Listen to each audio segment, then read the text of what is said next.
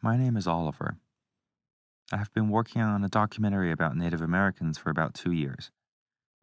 Today, the documentary is not done. I'm not sure when it will be. I feel that the stories are not ready to be presented. Sometimes I feel lost about how to tell the story, how to frame everything. During my work on this documentary, I've met so many people, been to so many places, heard of so many stories, yet I just can't seem to figure out how to translate my experience into a film. For now, I just want to share some moments that are incredibly powerful for me, some lessons I've learned, and some realizations I've came to. It was the May of 2016, the very first day I was on the Navajo reservation.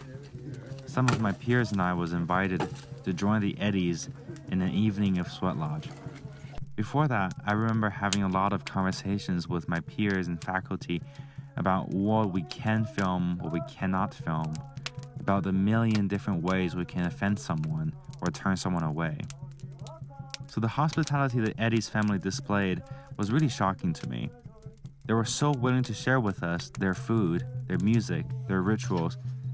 Nowadays, knowing how Native Americans have been mistreated historically, knowing how much our society skews their culture and distorts their image, knowing the invisibility of their issues, it surprises me and it really makes me feel thankful for how many times I've been welcomed, how many times people are willing to answer my questions, and how many times people have entrusted their stories with me. Trust is important. A mutual trust allows me to feel like I'm safe to make mistakes. For those who want to learn about the indigenous culture and those who desire to contribute to the conversation, the fear of making mistakes or being offensive can be incredibly paralyzing. I remember standing on the sidelines of a hoop dancing competition, trying to walk up to someone and just say, "Hi, how are you?" and just start a conversation. I just couldn't. I'm so thankful for people who have made me feel safe enough to ask questions or to make mistakes. I feel bad for asking this question, but I think so many people so many people just have this general consensus that they just don't quite get the magnitude of these issues. And why should people care about how we feel?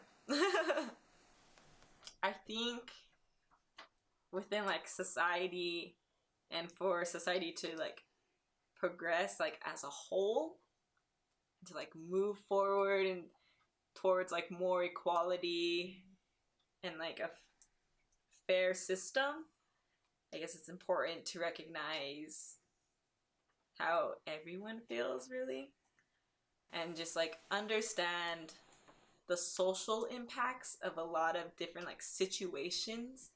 One person's experience, one person of color, could be their experience is completely different than, let's say, a white person's would be.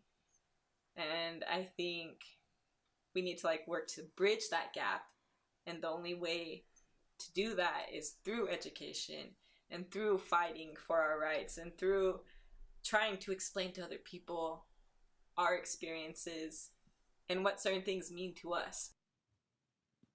Who can imagine asking a native, "Why should we care?" And that can be easily offensive unless you know you're in the right space.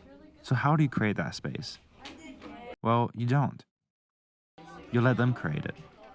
Here's my first lesson. Don't put yourself in a position of power. Be vulnerable in interactions. That's the only way we can make mistakes without being offensive. And mistakes can sometimes be the best way for us to learn. Take the first step to be vulnerable, and trust that the person with whom you are conversing can create that safe space. The natives were more willing to share their culture and welcome us than we think, but only when we are willing to learn and be vulnerable. When we enter a space with a belief that we know or we're in power, we jeopardize that relationship.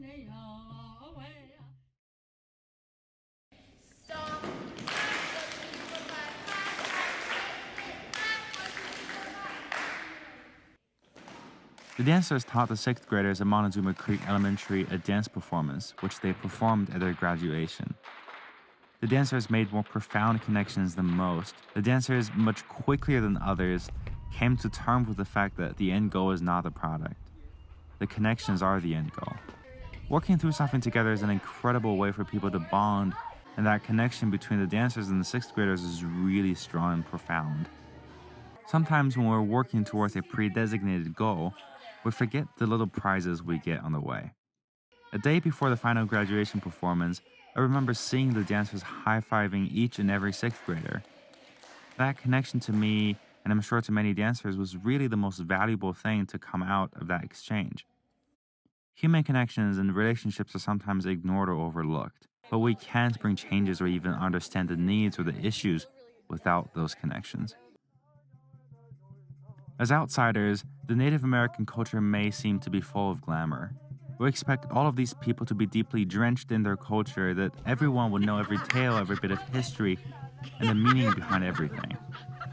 Naively, we assumed that a culture is always celebrated, welcomed, and cherished.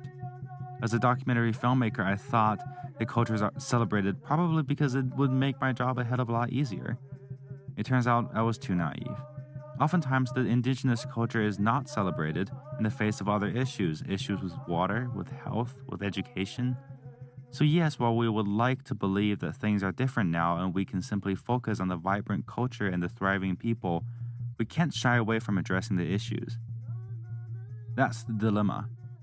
You can't talk about issues without understanding people and culture, but you also can't see the full possibility the culture and its people holds without moving forward towards solutions for tangible issues.